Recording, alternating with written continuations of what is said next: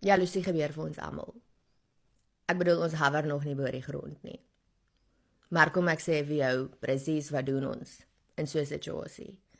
Daai gevoel wat by jou opkom is net omdat jy iets sien of iets ervaar wat jy eintlik graag in jou lewe wil hê. Of dit nou 'n ander vrou se hare, lyf, kar of jou man se aandag is.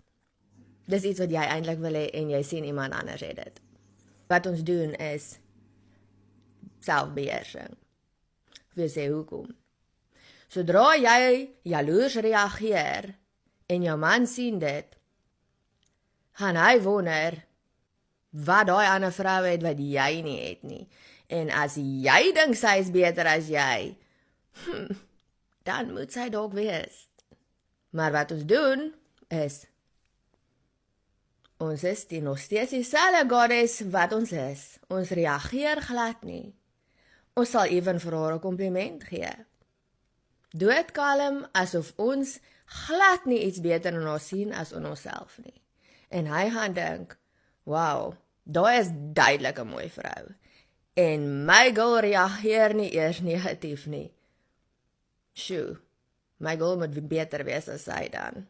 Op some level. Dis wat ons doen. Ons breek nie mekaar af nie. Dit skree eintlik letterlik net jou eie insecurities uit, wanneer jy dit doen.